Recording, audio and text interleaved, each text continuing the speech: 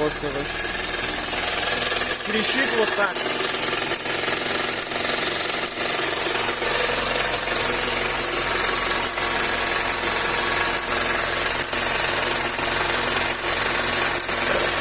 Это звук из коробки.